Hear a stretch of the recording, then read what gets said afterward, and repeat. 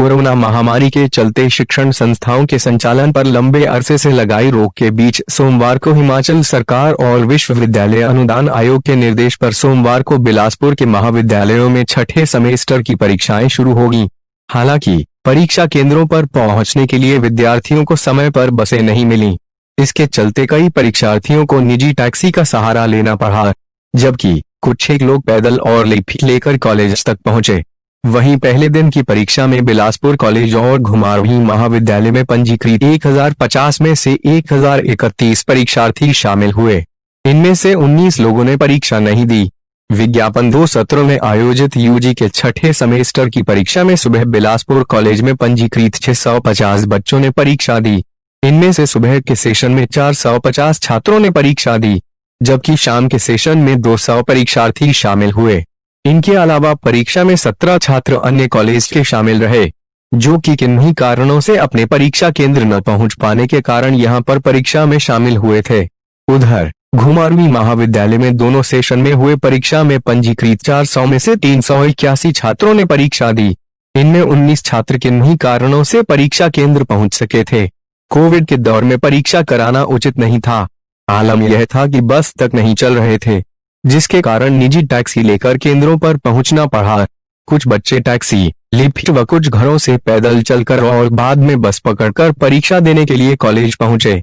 वहीं कॉलेज प्रबंधन की तरफ से कोरोना काल में परीक्षा आयोजित करने को लेकर पुख्ता इंतजाम किए गए थे, जबकि मलियावर का दिलीप कुमार बस सुविधा न होने के कारण 800 रुपए टैक्सी का किराया देकर परीक्षा देने आया था। कहा कि उसके गांव से जो समय समय पर बसें आती है वो भी कोरोना काल में बंद है।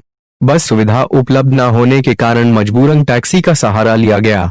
विद्यार्थियों ने बयां किया दर्द। गेहड़वीं की शिवानी ने कहा कि वे बिलासपुर कॉलेज में परीक्षा देने के लिए अपनी निजी गाड़ी में आई, क्योंकि सुबह क्षेत्र से कोई भी बस सुविधा उपलब्ध नहीं थी और उसे 9 बजे तक परीक्षा हॉल में पहुंचना था। मनीष कुमार 50 किलोमीटर सफर कर मलोटर से परीक्षा देने के लिए बिलासपुर कॉलेज आया था।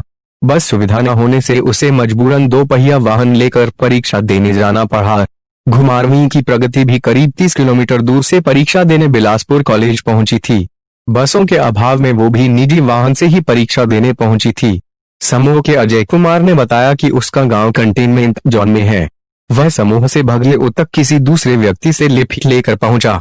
वहां से बस लेकर परीक्षा देने बिलासपुर आया, जिसके लिए उसे परेशानी का सामना करना पड़ा। मलियावर का दिलीप कुमार बस सुविधा न होने के कारण 800 रुपए टैक्सी का किराया देकर परीक्षा देने आया था। कहा कि उसके गांव से जो समय समय पर बसें आती है वो भी कोरोना काल में बंद है। बस सुविधा उपलब्ध न होने के कारण मजबूरन टैक्सी का सहारा लिया गया। बिलासपुर की सड़कों पर बिना सैनिटाइजेशन के ही दौड़ रही बसें। जिला बिलासपुर में सड़कों पर सरपट दौड़ते पहिए कोरोना संक्रमण को फैलाने का मुख्य कारण बन सकते हैं।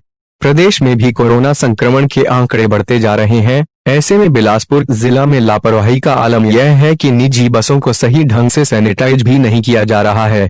सूत्रों की माने तो जिन लोगों ने बसों को सैनिटाइज करने का कार्यभार संभाला है वो अपने कर्तव्य का सही ढंग से पालन नहीं कर रहे हैं।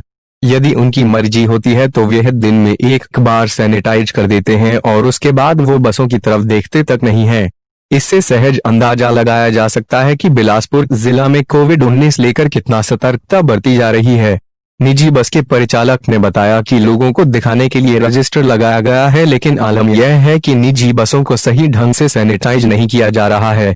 बसों को सैनिटाइज करने का कार्यभार सुलभ शौचालय के संचालकों को दिया गया है तथा यह उनकी जिम्मेवारी है कि बस जितनी बार बस स्टैंड पर आएगी तो उसे हर बार सैनिटाइज किया जाएगा, चाहे वह निजी बस हो या फिर आरटीसी डिपो की। लेकिन यहां पर आलम यह है कि बस स्टैंड पर आने वाली निजी बसों को किसी भी तरह से सैनिटाइज नहीं किया जा रहा है। ऐसे में इससे कोरोना संक्रमण के फैलने का खतरा भी बढ़ गया है।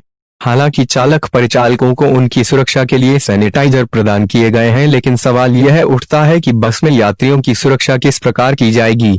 यदि कभी किसी कोरोना पॉजिटिव ने बस में यात्रा कर ली तो उसके ट्रेवल हिस्ट्री के दौरान उसके संपर्क में आने वाले लोगों का डेटा खोजना भी विभाग के लिए मुश्किल हो जाएगा, क्योंकि बस में यात्रा करने वाले किसी भी यात्री का रिकॉर्ड दर्ज नहीं है।